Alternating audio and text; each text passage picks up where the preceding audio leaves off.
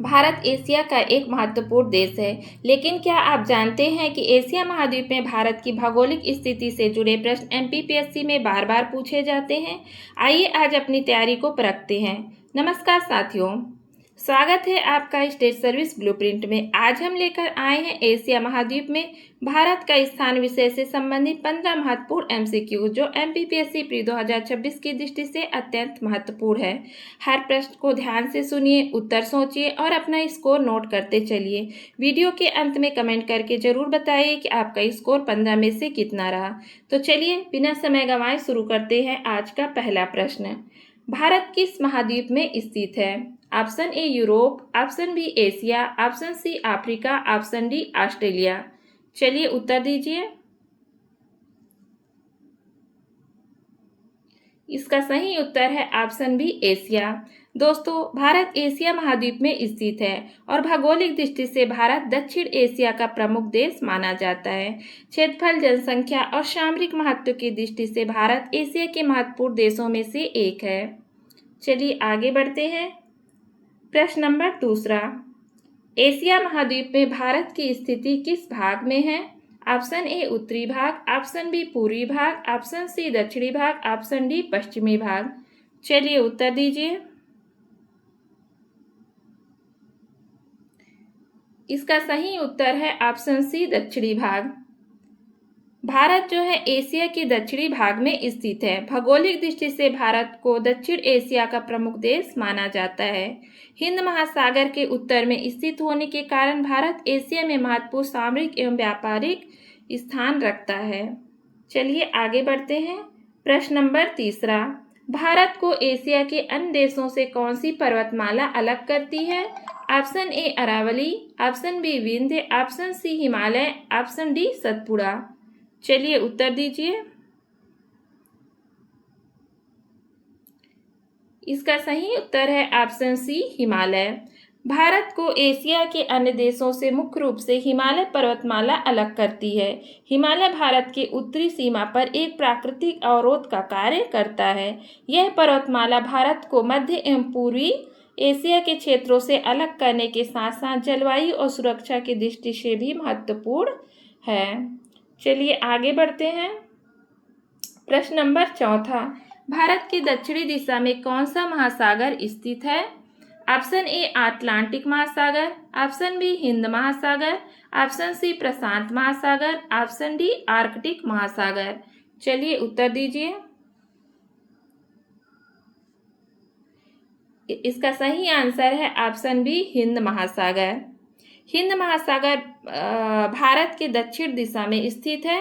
हिंद महासागर भारत को सामरिक और व्यापारिक दृष्टि से महत्वपूर्ण बनाता है। इसी महासागर के कारण भारत की समुद्री संपर्क एशिया, अफ्रीका और ऑस्ट्रेलिया जैसे देशों के साथ स्थापित होता है। चलिए आगे बढ़ते हैं।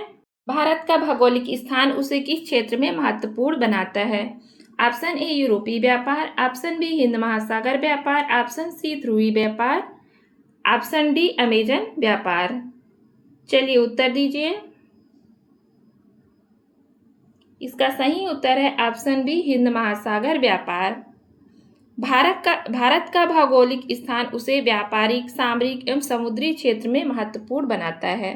भारत जो है हिंद महासागर के मध्यवर्ती स्थान पर स्थित है, जिससे अंतर्राष्ट्रीय समुद्री मार्गों पर उसकी विशेष भूमिका है। इसी कारण भारत एशिया और विश्व के देशों के बीच व्यापार एवं संपर्क का एक महत्वपूर्ण केंद्र माना जाता है। आगे बढ़ते हैं। भारत की आकृति किस प्रकार मानी जाती है? ऑप्शन ए त्रिकोणीय, ऑप्शन बी वर्गाकार, ऑप्शन सी आयताकार, ऑप्शन डी वृत्ताकार। चलिए उत्तर दीजिए। तो दोस्तों, भारत की आकृति जो है चतुर्भुज के समान मानी जाती है। इसका उत्तर दक्षिण पूर्व पश्चिम विस्तार लगभग समान अनुपात में फैला है और मानचित्र पर देखने पर भारत का मुख्य भूभाग एक विशाल चतुर्भुज जैसा दिखाई देता है, जबकि भारत का प्रायद्वीपीय भाग जो दक्षिणी भाग है भारत का वो त्रिभुजाकार माना जाता है, त्रिकोणीय आकृति का माना जाता है, जबकि संपूर्ण भारत की आकृति को मोटे तौर पर चतुर्भुज कहा जाता है ना। और भारतीय प्रायद्वीप की आकृति वैसे तो त्रिकोणीय है। ठीक है। लेकिन यहाँ जो है भारत की आकृति किस प्रकार मानी जाती है, तो यहाँ चतुर्भुज भुज का कोई ऑप्शन नहीं है, तो आप लिखना त्रिकोणीय। ठीक है, आगे बढ़ते हैं।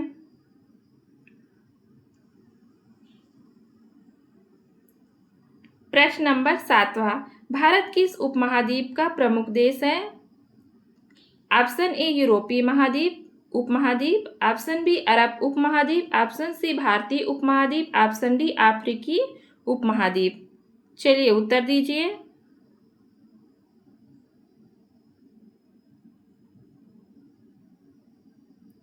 इसका सही उत्तर है ऑप्शन सी भारतीय उपमहाद्वीप। भारत जो है भारतीय उपमहाद्वीप का प्रमुख देश है। भारतीय उपमहाद्वीप में भारत के साथ पाकिस्तान, बांग्लादेश, नेपाल, भूटान और श्रीलंका जैसे देश शामिल हैं। क्षेत्रफल, जनसंख्या और आर्थिक दृष्टि से भारत जो है भारतीय उपमहाद्वीप का सबसे महत्वपूर्ण देश माना जाता है।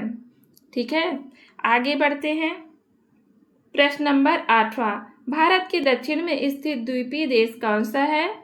Option A Nepal, option B Bhutan, option C Sri Lanka, option D Afghanistan. चलिए उत्तर दीजिए।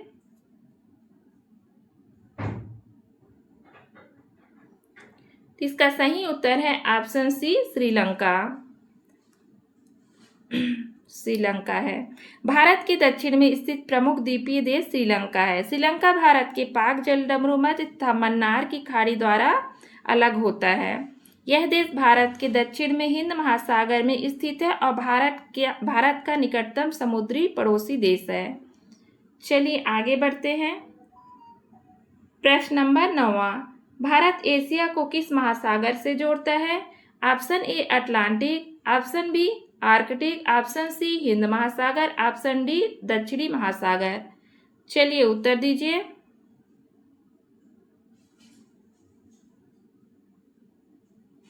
इसका सही उत्तर है ऑप्शन सी हिंद महासागर। भारत जो है हिंद महासागर के माध्यम से एशिया को विश्व के अन्य भागों से जोड़ता है।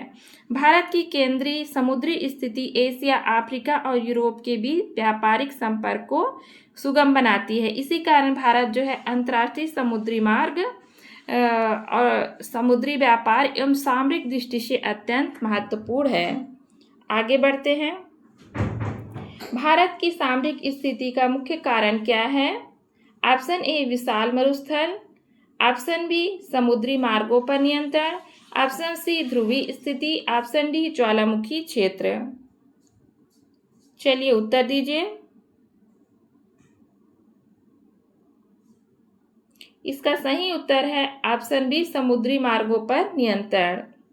भारत की सामरिक स्थिति का मुख्य कारण हिंद महासागर में उसकी भौगोलिक स्थिति है और भारत महत्वपूर्ण अंतर्राष्ट्रीय समुद्री व्यापारिक मार्गों के निकट स्थित है। इसी कारण भारत जो है एशिया, अफ्रीका और यूरोप के बीच सामरिक एवं व्यापारिक दृष्टि से महत्वपूर्ण स्थान रखता है।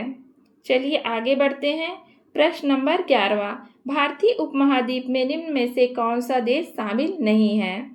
Option A Bharat, option B Nepal, option C Sri Lanka, option D Japan. चलिए उत्तर दीजिए।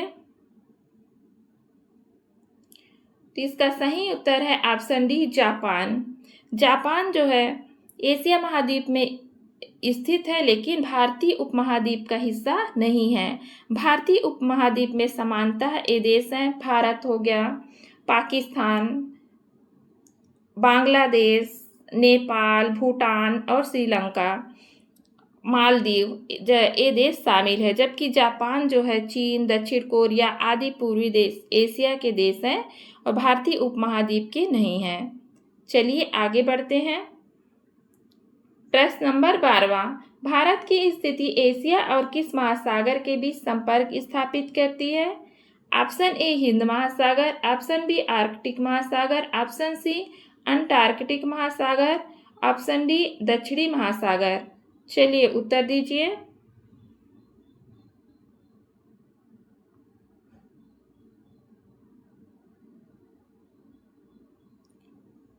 इसका सही उत्तर है ऑप्शन ए हिंद महासागर।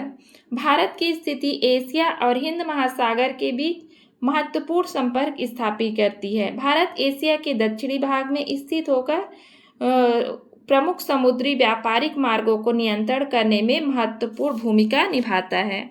इसी कारण भारत जो है अंतर्राष्ट्रीय व्यापार, समुद्री परिवहन और सामरिक दृष्टि से महत्वपूर्ण स्थान रखता है। ठीक है, चलिए आगे बढ़ते हैं। भारत की भौगोलिक स्थिति के कारण उसे किस नाम से जाना जाता है? ऑप्शन ए एशिया का प्रवेश द्वार, ऑप्शन बी हिंद महासागर की कुंजी, ऑप्शन सी यूरोप का द्वार, ऑप्शन डी अफ्रीका का केंद्र। चलिए उत्तर दीजिए। इसका सही उत्तर है ऑप्शन बी हिंद महासागर की कुंजी। भारत की विशिष्ट भौगोलिक स्थिति के कारण उसे हिंद महासागर की कुंजी कहा जाता है। भारत हिंद महासागर के उत्तरी भाग में केंद्रीय स्थिति रखता है। इसी कारण जो है भारत सामरिक, व्यापारिक और समुद्रिक दृष्टि से विश्व में महत्वपूर्ण स्थान रखता है। आगे बढ़ते हैं। प्रश्न नंबर 14वां, भारत के उत्तर में कौन सा प्रमुख प्राकृतिक अवरोध स्थित है? ऑप्शन ए थार मरुस्थल, ऑप्शन बी हिमालय पर्वत, ऑप्शन सी दक्कन पठार, ऑप्शन डी पश्चिमी घाट। चलिए उत्तर दीजिए। इसका सही उत्तर है ऑप्शन बी हिमालय पर्वत। भारत के उत्तर में जो है हिमालय पर्वत स्थित है। हिमालय भारत की उत्तरी सीमा पर एक प्राकृतिक अवरोध का कार्य करता है। यह भारत को मध्य एशिया से अलग करने के साथ साथ जो है जलवायु सुरक्षा और नदियों के स्रोतों के रूप में भी महत्वपूर्ण है। चलिए आगे बढ़ते हैं। प्रश्न नंबर 15वां, भारत की स्थिति किस प्रकार के व्यापार को बढ़ावा देता है? ऑप्शन ए समुद्री व्यापार, ऑप्शन बी ध्रुवीय व्यापार, ऑप्शन सी पर्वतीय व्यापार, ऑप्शन डी मरुस्थलीय व्यापार। चलिए उत्तर दीजिए।